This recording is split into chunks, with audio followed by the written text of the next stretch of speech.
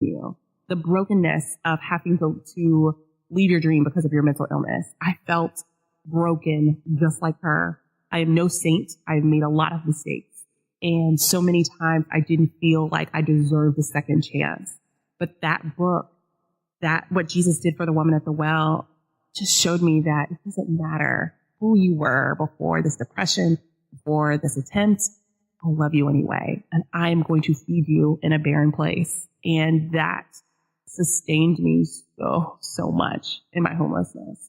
And another thing this young man said, so beautiful. He encouraged me to read the book of Jeremiah. And Jeremiah 31:4, there's a translation that says, I will rebuild you and you will dance again. And I felt like so many broken pieces. And the beauty of Jeremiah is that, even though God's people were not following his word, in there it says, I'm going to take all of that brokenness, make you into my image. And afterwards, you still get to experience joy. It's a beautiful thing. And these were the things that were sustaining me when I was sleeping in my car, or I even slept under an office desk for a while.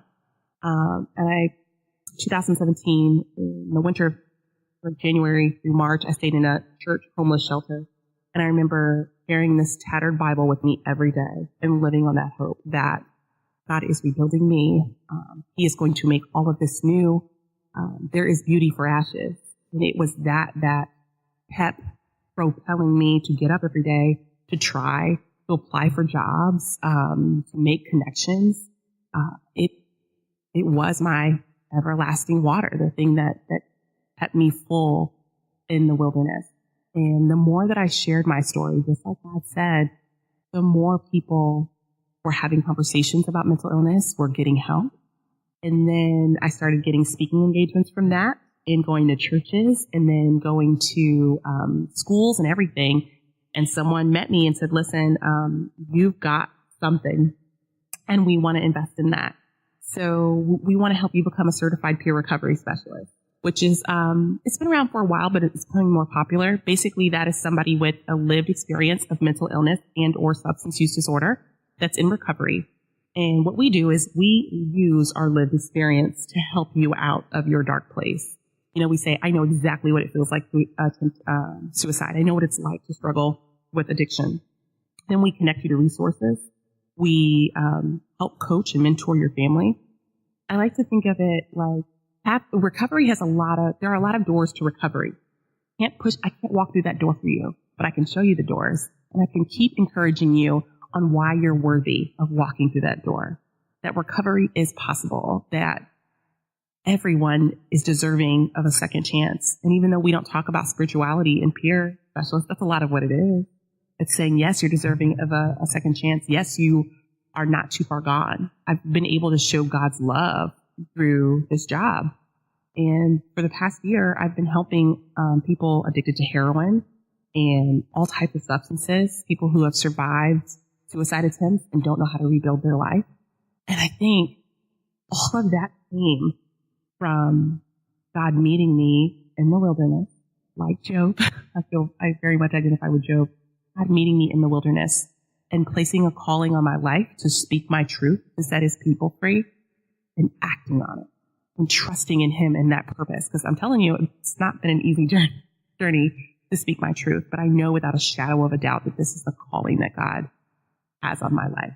And I can see how it's freeing people. Wow, this story is powerful and it's amazing. There's so many images that come to mind. But while you were talking, one of the images that came to my mind was of someone sitting in a dark room, no windows, not a door open, just absolutely alone and in the dark. And when God said, I need you to get up, it was like when you responded to that call, it was like you went and cracked open the door, and I just saw like brilliant light flooding through. And then as you keep pushing that door open, all these other people are coming out. They were in the room too. All y'all didn't know you were in the same room. Everybody thought they were alone. But now you actually opened the door and showed, hey, there's light to like all these other people that now have been able to come out and to talk about it and to discuss things and to get healing. But I want to ask you too, so that was the first vision, but then when you were talking about the woman at the well, the way that you described Jesus as engaging that woman and what he had for her is so different than the way so many people see God. We tend to see him often as a reflection of the people around us, of our parents or whatever else. And if you've got a story that you don't know how to share, don't even know where to start, even if you could find somebody who was willing to listen, you wouldn't even know what to say, as a starting point. And so they feel like, okay, everybody else around me has rejected me. God must have rejected me too. Jeff will be back shortly to wrap up today's message. This is Gabriela, still on the scene today with Talk Network Radio. If you're just tuning in, you're listening to Empowered Living with Jeff Byrd. If you've missed any part of today's message, you can hear it again online, as well as the entire archive of Empowered Living at www.talknetworkradio.com or search keyword #Empowered Living. We would like to acknowledge our music partners, Sound Ideas for Corporate to the Max and Kevin MacLeod for Airport Lounge. Any scriptures read during this broadcast are from the New American Standard Version of the Holy Bible. If you would like to learn more about Jeffrey Byrd Coaching, visit www.jeffbyrdcoaching.com. That is JEFFBYRD coaching.com. Do a Facebook search for @CoachingRocks or drop Jeff a line at jeff@jeffbyrdcoaching.com. Again, JEFFBYRD coaching.com. Let Jeff's Coaching Rocks be the building blocks of your empowered success. Now, let's go back to Jeff for the rest of today's message. How important is it in recovery from anything, in your opinion, to catch a glimpse that beyond all of this earthly battle and negative experience and painful experience and wounding, that there is a so much higher power, like this beautiful day we're having here now with the sun just shining in the sky over all of the trouble and all of the storms we've had this week, that's there, and it's love and it's light, and that's who God is, and that's who Christ came to bring that culture of heaven to this earth, to reconnect us with the way things really are. So how important is it in recovery to have a glimpse of that reality? First off, I just want to say that imagery of being in a room, that makes me very in this dark place with all these people who did not realize we were all in the darkness together. And thinking that my story cracked through the darkness for people is just, I don't really have any words for that. It makes me very emotional. And I know that is not that's not of me. Like the woman at the well, I felt like everything I had gone through did not make me worthy of having a purpose anymore. And so for you to say that is just, oh man, that's powerful. So thank you. It's interesting that in a lot of recovery models, most people, they do have the aspect where it's a power higher than you. I mean, AA even describes to that.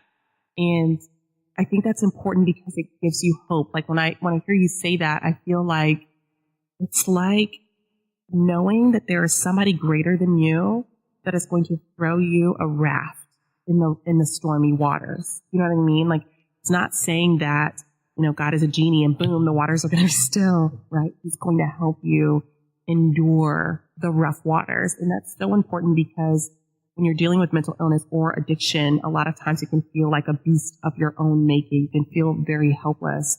And then know that there is this all-powerful knowing God that says, I'm going to help you get through this. It's the thing that got me up every day. And when the world had rejected me, my parents, the TV community, my friends, that story of the woman at the well was the first time I ever really knew what unconditional love felt like, right? Unconditional love. I mean, this woman had 5 husbands and the man that she was with was not her husband. I mean, think about the awful things the world was probably saying about her. There's some people who look at that and say the reason why she went out on the time of the day that she did because she felt shameful. And God still met her there. It's the best. I can't. It is like living water in a barren place. And I think that is the thing that a lot of people need to get through really, really dark times. And another amazing thing about the woman at the well, she was one of the first storytellers because of how Jesus met her at the well. Right. What did she do? She went and told all of the people in the village, let me tell you about this amazing man who met me where I was at and loved me anyway. I just have no words. Yeah. And the thing I love about her story, which is so wonderfully reflected in your story, is the fact that neither of you got it together to come to him. Right. He said, okay, it's not like, oh, let me clean up my act and then bring you like a better product. It's like, this is the broken product that I actually had. He came right to both of you and said, no, you haven't even started. Like Churchill said, this is not the end. This is not even the beginning of the end, but it might be the end of the beginning.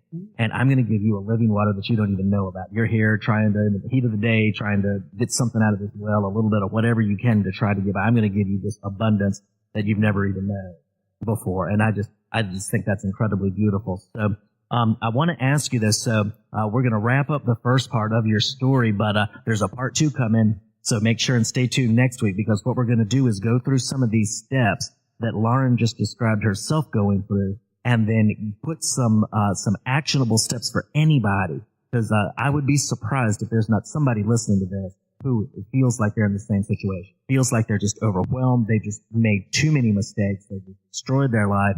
They don't know who to talk to. They don't know what to say if they had somebody to talk to, and they need steps. So there are, in her story, even though it's absolutely unique, there's still some steps and some ways of thinking, some mindsets and some actions that can be reproduced in the lives of other people that can get whoever they are, maybe you, maybe a friend, to the same place that they need to go. But I don't want to keep you waiting till the next episode if you're listening to this one, in case you're in a crisis right now. And if that's the case, Lauren, would you please tell our listeners if what she's described, if something of what she's just described of her story resonates with you and that dark place, and you're still in that dark room and the door's not cracked open yet and you don't see any light whatsoever. For anybody who may be in that place or know of somebody who's in that place and they don't even know how to initiate the conversation with them, what can they do now? Well, first off, I want to talk about the Suicide Prevention Lifeline. That is a 24-hour, 7-day-a-week lifeline where if you're struggling with suicidal ideation, or if you think that your loved one is, it's not just for the person who's struggling, it's for families. Call that number is 1-800-273-TALK, 1-800-273-TALK.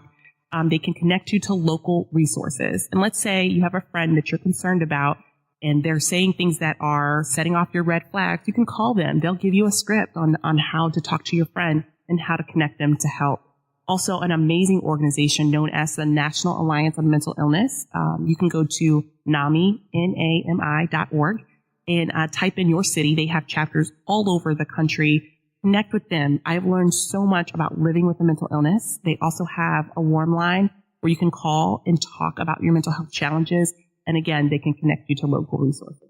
Lauren, thank you so much. This has been a powerful and a moving time together, and can't wait to come back next week and go through the steps, the actual steps like you did, that people can take and give them that they can do those actionable things, one step after the other, that can help lead them from that dark room, just like you were in, into a life of purpose and of their experience being multiplied and helping other people, and just to be like where you are today, just radiant and outgoing and just knowing that you got a purpose and here to make a difference. So we look very, very forward to talking with you again next time. Thank you, Jeff.